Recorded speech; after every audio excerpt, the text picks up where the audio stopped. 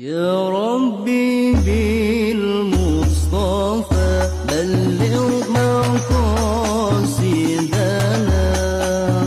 waghfir lana. Nggak mungkin saya membahas ucapannya seseorang tapi seseorangnya saya tidak bahas, kan begitu. Maka pada bab awal saya bahas Imam Syafi'i itu siapa. Ya, walaupun sudah terkenal tetap bahas saya ambil mana yang perlu dijelaskan. Yang menarik saudara-saudara, Imam Syafi'i itu ternyata ya ada hal yang mungkin kita belum pernah dengar ya.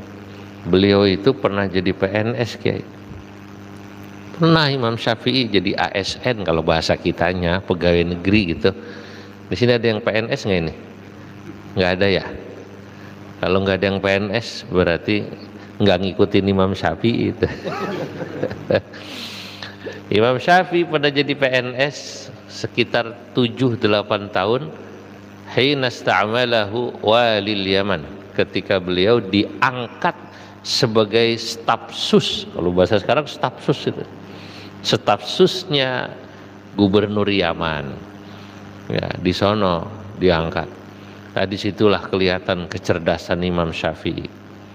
Nah, di Yaman jadi Imam Syafi'i kan ke Yaman sesudah gurunya wafat, yakni Imam Maliki. Lalu di Madinah lama. Imam Maliki wafat, Imam Syafi'i antara umur 30-an kurang lebih baru pergi ke Yaman. Di Yaman, gubernur Yaman lihat ini anak muda pinter. Orang Arab itu kalau orang umurnya di bawah 40 dibilangnya syabab, ya, syabab. Ya, kalau masih di bawah 40 biar pinter dipanggilnya syabab. 38 itu pertama kali Imam Syafi'i ke Baghdad, pertama kali itu 38 umurnya. Ya, dipanggilnya syabab. Imam Syafi'i dipanggilnya syabab. Tapi kalau udah 40 orang Arab biasanya memanggil orang syekh. Jadi kalau saya manggil Kiai Syekh Kiai Haji Fasani itu udah pas, udah 40 lewat. Kalau ini syabab, ini kayaknya syabab ini. Itu syabab ya, syabab ini orang.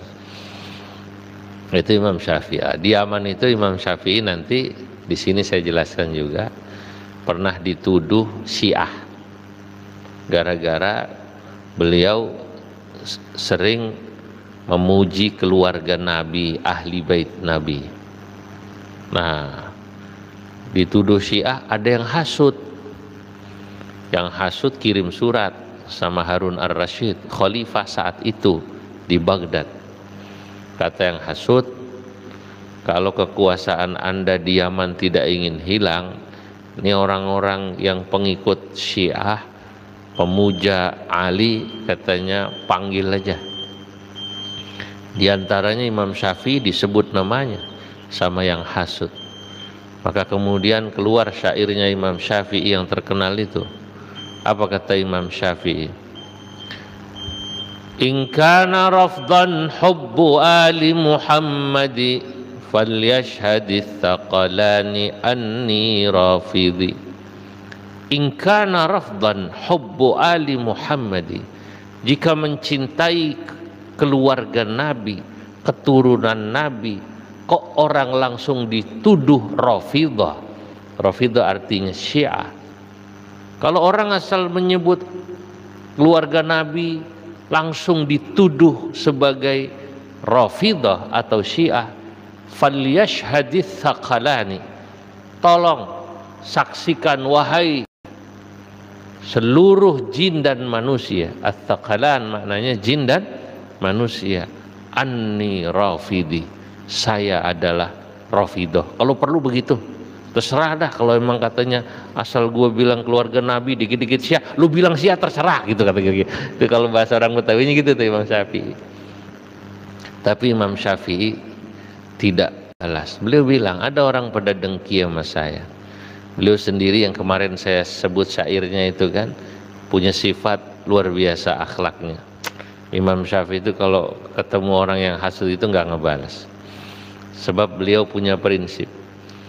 Idza syi'ta an tahya saliman minal adza ودينك موفور وعرضك صين لسانك لا تذكر به عورة امرئ فكلك عورات وللناس ألسن وعينك إن أبدت إليك معايب فصنها وقل يا عين للناس أعين وعاشر بمعروف وسامح من اعتدى وجادل ولكن بالتي هي أحسن. Masya Allah, itu syair Imam Syafi'i indah banget. Orang kalau yang ngerti sastra indah banget. Ujungnya nu semua. Idza syi'ta an tahya saliman minal adha, kalau engkau ingin hidup selamat minal adha, daripada kejelekan orang padamu, ya, wa dinuka maufurun, dan kehidupan agamamu bagus, wa irduka mausunu, dan kehormatanmu terjaga, maka pertama kata Imam Syafi'i, lisanuka, kau punya mulut, la tadhkur bihi aurata imri'in, jangan kau pakai mulutmu untuk ngocekin auratnya orang. Ngocekin apa tuh? Hah? Ngocekin apa ngocekin? Hah? Ngorek-ngorek. Lu jangan pakai lu punya lisan buat ngorek-ngorek lisan apa auratnya orang. Aurat itu kan keburukan ya. Ya, yang harus ditutup. Kenapa jangan lu buka, lu buka, lu korek-korek aurat orang? Ya karena begini kata Imam Syafi'i, fakulluka auratun, setiap kamu punya aurat. Enggak kiai, enggak ustadz, enggak biasa, punya aurat, punya kekurangan. Walinnasi al-sunu, dan setiap manusia punya mulut. Lu ngomongin aurat orang, orang juga ngomongin lu punya aurat, kira-kira gitu. Wa ainuka, dan kau punya mata, in abdat ilaika ma'ayibah, jika matamu memperlihatkan kepada dirimu aib orang. Kalau lu punya mata tek ngelihat aib orang, fasunha, buru-buru jaga lu punya mata, tutup. Waqul, dan bilanglah kepada matamu, ya ainu, hai mata, linnasi a'yunu, bukan lu doang yang punya, orang juga pada punya mata. Kalau lu ngelihat aib orang, mata lu, maka mata orang juga ngelihat aib dirimu. Itu Imam Syafi'i. Maka kalau ada orang hasud begitu, beliau diam aja. Wa'ashir bima'rufin wasamih ma'tada, maka mu'ashir bima'ruf, muasyarahlah, bergaullah dengan cara yang baik, ya, ya. Wasamih man i'tada, dan tasamuhlah, toleranlah, man i'tada, sama orang yang menyakitimu. Kalau ada orang nyakiti dirimu, biarin. Wajadil, kalau mau kau bantah, bantahlah.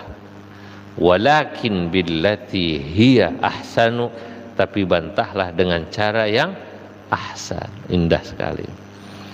Imam Syafi'i, dia kalau ada orang ngajak debat, ya dijawab. Apalagi orangnya pinter. Imam Syafi'i itu cuma satu, nyerah kalau debat sama satu orang. Siapa? Orang bodoh. Imam Syafi'i nggak mau debat sama orang bodoh. Nah benar, Imam Syafi'i bilang, majadalani alimun illa ghalabtuh. Saya kalau debat sama orang yang pintar, saya biasanya menang. Wa majadalani jahilun illa ghalabani. Tapi saya kalau debat sama orang bodoh, gue yang kalah, katanya. Lah kalau debat sama orang bodoh, soalnya dia bukan pakai ilmu, dia pakai apa namanya? Otot, bukan pakai otak, pakai apa namanya? Otot. Itu Imam Syafi'i.